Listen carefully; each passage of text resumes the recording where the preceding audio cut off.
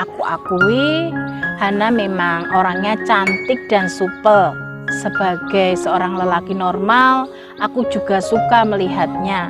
Namun perasaanku pada Hana hanya sebatas sebagai teman biasa, karena aku harus menjaga hati seseorang yang menungguku di kampung halamanku. Ya Allah, aku tidak meminta hidup tanpa masalah, karena aku tahu itu tidak akan bisa.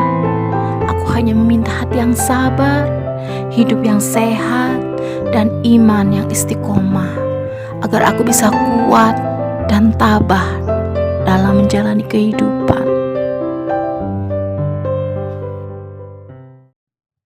Open Diary.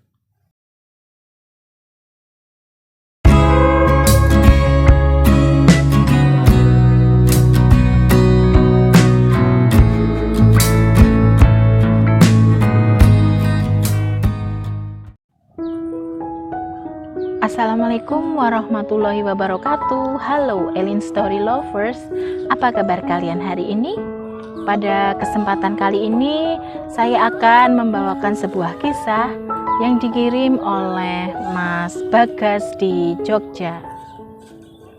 Perkenalkan, namaku Bagas. Aku ingin berbagi cerita kawan karibku dan aku sudah minta izin kepada yang bersangkutan untuk menceritakan kisahnya di sini. Dan kawanku sudah mengizinkan dengan catatan nama dan alamat serta tempat kejadian disamarkan. Adalah Fadil. Sebut saja demikian nama sahabatku itu. Berawal saat kuliah di semester akhir, waktu itu kebetulan aku dan Fadil sedang melakukan penelitian di sebuah perusahaan sebagai bahan kami untuk menyusun skripsi. Di perusahaan itulah kami pertama kali bertemu dengan seorang perempuan cantik, sebut saja namanya Hana, yang ternyata juga mahasiswi magang untuk keperluan skripsi sama seperti kami. Hanya saja penempatan kami dan Hana di perusahaan itu beda divisi. Diary, di waktu jam istirahat kami sering ketemu dan ngobrol di kantin yang ada di perusahaan tersebut. Banyak hal yang kami bahas, terutama terkait kuliah dan skripsi. Kampus dan jurusan kami berbeda, namun lokasi kampus kami sama-sama berada di kota Jogja. Suatu saat, Fadil pernah bertanya padaku, "Gas, kalau menurutmu Hana gimana orangnya?" Tanya Fadil. "Emangnya kenapa, Dil? Kamu naksir Hana ya?" Tanyaku balik. Fadil tidak menjawab, hanya tersenyum malu. Aku akui Hana memang orangnya cantik dan supel. Sebagai seorang lelaki normal, aku juga suka melihatnya. Namun perasaanku pada Hana hanya sebatas sebagai teman biasa, karena aku harus menjaga hati seseorang yang menungguku di kampung halamanku. Ya, aku sudah memiliki tunangan dan sudah komitmen setelah aku lulus kuliah, kami akan segera menikah meski aku belum memiliki pekerjaan yang tetap. Sementara ini aku memang memiliki usaha toko kelontong di dekat kampung halamanku yang dikelola oleh tunanganku. Sementara Fadil yang memang masih single, karena yang aku tahu dia fokus menyelesaikan kuliahnya dulu dan tidak mau terganggu dengan urusan asmara. Mungkin sekarang sudah waktunya bagi Fadil untuk mencari tambatan hati karena kuliahnya yang hanya tinggal skripsi. Begini saja, Dil, kalau kamu naksir Hana, kamu coba dekati dia, kataku lagi. Gimana caranya, Gas? Tanya Fadil bingung. Maklum, selama ini dia belum pernah yang namanya PDKT sama cewek. Ya, kamu ajak ngobrol aja yang ringan-ringan dulu. Baru nanti mulai arahkan ke hal pribadi kalian. Kalau sekiranya ada chemistry di antara kalian, bisa jadi Hana juga ada rasa pada kamu. Tinggal kamu ungkapkan saja perasaanmu pada Hana. Jelasku. Diary, singkat cerita, selama kurang lebih 3 bulan kami magang, aku selalu memberi kesempatan Fadil untuk mendekati Hana, terutama saat istirahat di kantin. Biasanya aku meninggalkan kantin duluan dengan berbagai alasan yang aku buat. Hingga sebelum waktu magang kami selesai, Fadil dan Hana sudah resmi menjadi sepasang kekasih. Aku pun ikut senang mendengarnya. Fadil bilang padaku jika mereka sudah lulus, mereka akan segera tunangan, dan jika Fadil sudah mendapatkan pekerjaan, maka mereka akan segera menikah. Masa ujian pendadaran pun tiba dan alhamdulillah aku dan Fadil lulus dengan nilai yang memuaskan. Diary, setelah wisuda aku pun merealisasikan komitmenku dengan tunanganku. Kami melangsungkan pernikahan dan aku juga tidak lupa mengundang Fadil dan Hana di acara pernikahanku, dan aku lihat mereka berdua pun datang dengan pakaian sarimbit batik warna coklat. Sekitar selang 3 bulan setelah pernikahanku, Fadil datang ke toko kelontongku, namun hanya sendirian. Apa kabar, Dil? Gimana hasil tes wawancaramu di kafe itu? Diterima? Tanyaku. Alhamdulillah, Gas, aku diterima bekerja sebagai accounting di kafe itu, jawab Fadil lesu. Loh, diterima kerja kok lesu gitu? Mestinya senang dong, kan kamu bisa segera menikah dengan Hana. BTW, Hana mana? Kok kamu sendirian aja? Tanyaku lagi. Fadil tidak segera menjawab pertanyaanku. Wajahnya terlihat lesu. Kamu kenapa, Dil? Apa kalian sedang ada masalah? Tanyaku lagi. Kami sudah putus, Gas, jawab Fadil singkat. Putus? Kenapa bisa putus, Dil? Tanyaku kaget. Hana selingkuh, Gas, jawab Fadil. Selingkuh? Tanyaku.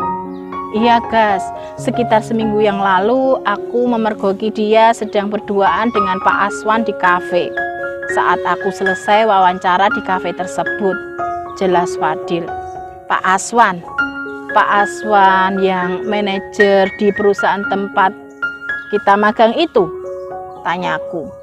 Iya, Gas, alasan Hana dia ingin segera menikah, tapi karena aku tak kunjung dapat pekerjaan, akhirnya dia menerima Pak Aswan sebagai penggantiku, jelas Fadil.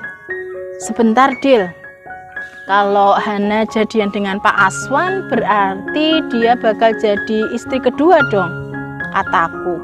Istri kedua? Maksudmu Pak Aswan sudah punya istri, Gas? Tanya Fadil kaget. Iya, Dil, aku pernah dapat cerita dari Mbak Mesya, staf HRD perusahaan itu. Katanya Pak Aswan sudah menikah dan punya 1 orang anak. Namun Pak Aswan memang agak playboy.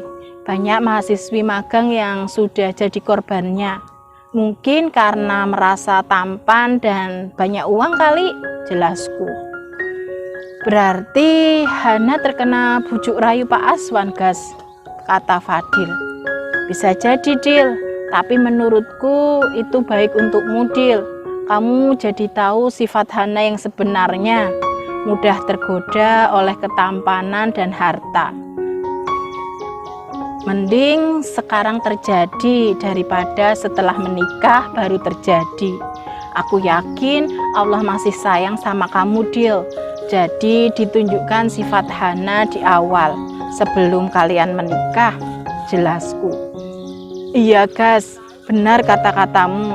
Aku pun bisa membayangkan jika perselingkuhan Hana setelah kami menikah pasti bakal lebih menyakitkan. Diary, Suatu ketika Fadil mengundangku ke kafe tempatnya bekerja. Entah ada hal penting apa yang akan dibicarakannya. Aku pun memenuhi undangan Fadil. "Makasih Gas, udah mau datang ke sini," kata Fadil sambil tersenyum bahagia. "Biasa aja kali, Dil." "Oh ya, ada hal apa yang mau kamu sampaikan, Dil? Kok sepertinya penting banget?" tanyaku. "Bulan depan aku akan menikah, Gas. Kamu bisa bantu aku carikan WO yang bagus," jawab Fadil. "Menikah?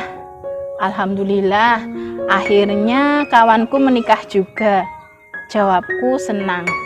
"Ah kamu Gas, biasa aja kali," kata Fadil. "Siapa calonmu, Dil? Kok tidak kamu kenalkan sekalian?" tanyaku. "Itu calonku Gas," jawab Fadil sambil menunjuk ke arah meja kasir. Rupanya Fadil cinlok dengan karyawan kafe tersebut. Tapi dengan siapapun Fadil menikah, kalau itu sudah pilihan terbaiknya, aku sebagai sahabat akan mendukung. Namun beberapa saat kemudian terjadi hal di luar dugaan kami. Tiba-tiba datang seorang wanita cantik menghampiri meja tempat kami ngobrol. Wanita itu tidak asing bagi kami. Dia adalah Hana. "Boleh gabung?" tanya Hana. "Silahkan," jawab Fadil.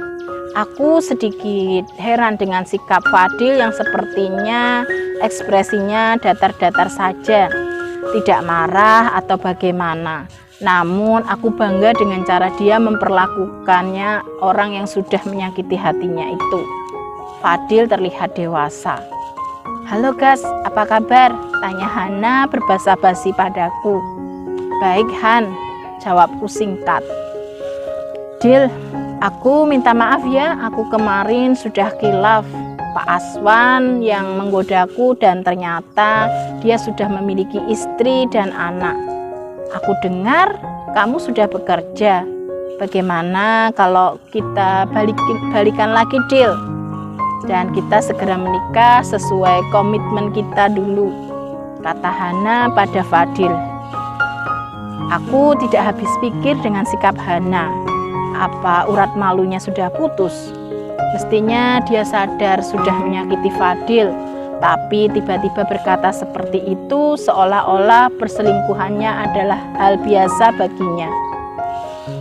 "Maaf Hana, aku tidak bisa menerima cintamu lagi. Kamu masa laluku Han, dan aku tetap menghargaimu sebagai teman. Kamu cari laki-laki lain saja yang mau menerimamu. Tapi satu pesanku, jangan kamu kecewakan dia. Perselingkuhan itu sangat menyakitkan Han," jawab Fadil. Hana hanya tertunduk mendengar kata-kata Fadil. "Sebaiknya kamu sekarang tinggalkan kami Hana. Aku akan membahas rencana pernikahan Fadil," kataku. Aku malah semakin gemas saja dengan sikap Hana yang menurutku tidak tahu malu. Akhirnya Hana pun pergi meninggalkan kami, meninggalkan kenangan pahit bagi Fadil. Demikian sebuah kisah yang dikirim oleh Mas Bagas di Jogja.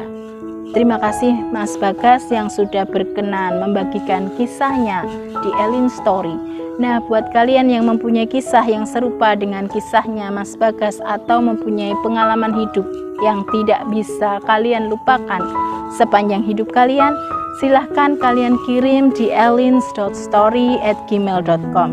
Terima kasih. Wassalamualaikum warahmatullahi wabarakatuh.